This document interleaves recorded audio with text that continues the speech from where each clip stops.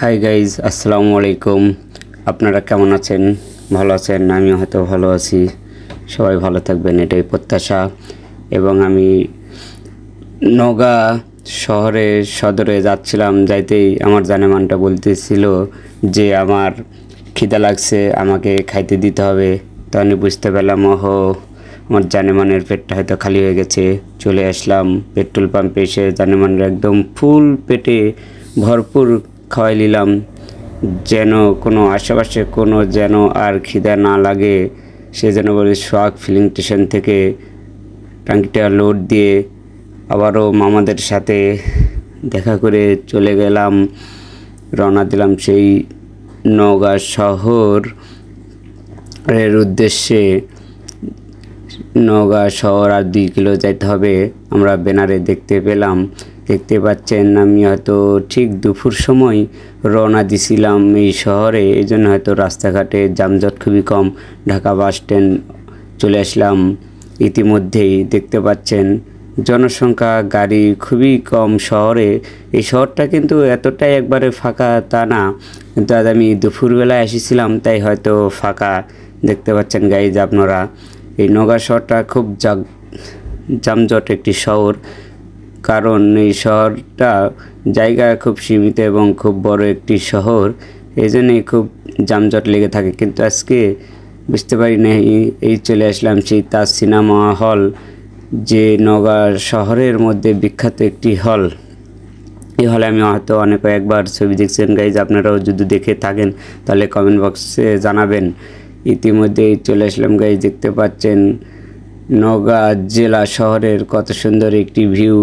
এর মধ্যে আমি তো চলে যাচ্ছি জিরোবাবুকে এবং জিরোবাবুর আম্মুকে দেখতে। সদরে তো যাইতে হলে তো মেহমান হিসাবে আমাকে তো ফল নিতেই হবে।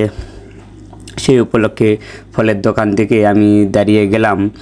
দাঁড়িয়ে যাওয়াতে বুঝতে পারতেছেন আপনারা যে আমার হয়তো এখান থেকে ফল নিতে হবে বা এখানের ফলগুলোই খুব পছন্দ, তাই চলে আসলাম ফলের দোকানে এসেই নেড়ে চেড়ে দেখতেছিলাম যে ফলগুলো ভালো বা টাটকা কিনা। কিন্তু ফলগুলো এমনভাবে আমার দিকে চেয়ে আছে, মনে হচ্ছে একদম নিষ্পাপ শিশুর মতো।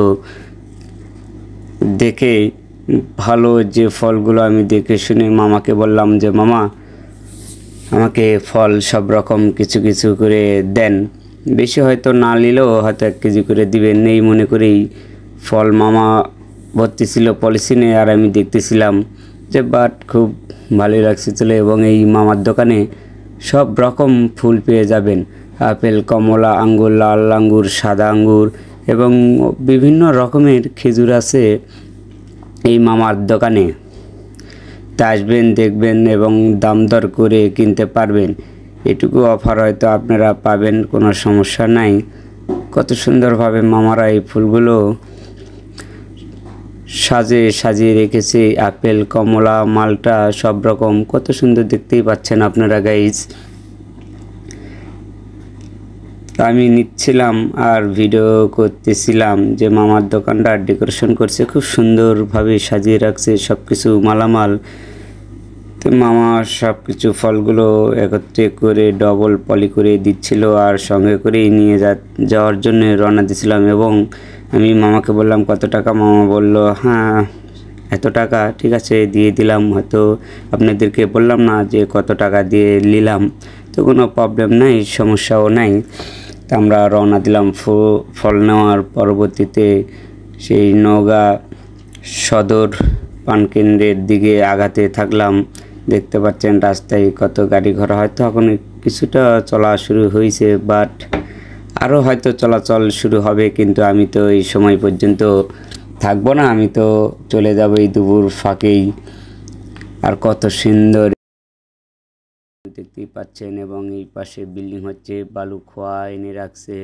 এবং সামনেই দেখতে পাচ্ছেন সুন্দর সুন্দর সেই বউ অটো রিক্সা, যাকে বউ এবং মিশুক রিক্সা অনেকেই অনেক নামে পরিচিত। এবং দেখতেই পাচ্ছেন নওগাঁ সিভিল ডিফেন্সের সামনে চলে আসলাম। আর এই পাশে দেখতে পাচ্ছেন নওগাঁ ইবনে সিনা হাসপাতাল অ্যান্ড ডায়াগনস্টিক সেন্টার, খুব সুন্দর ডেকোরেশন করা হয়েছে এই বিল্ডিংটাতে। তো আমরা রওনা দিলাম আমাদের গন্তব্যে এখনও পৌঁছাতে সামনের জাম দিয়ে চলে আসলাম এই সদরের গেটে। সেখানে গাড়িটি গ্যারেজ করলাম, করেই সদরের সামনে দাঁড়িয়ে থেকে কিছু ভিউ দেখাচ্ছিলাম আপনাদেরকে এবং আমিও দেখতেছিলাম। দিয়ে ফোন দিচ্ছিলাম যে কত তালাতে আছে। তো ফোনটা আমার শাশুড়ি রিসিভ করে বলতেছে আমরা তো 6 তলায় আছি, তাহলে কোন দিক দিয়ে যাব, আমরা তো রাস্তা চিনি না সদরের। তে বলতেছে ঠিক আছে তোমরা নিচে থাকো, আমরা হয়তো নিচে আসতেছি।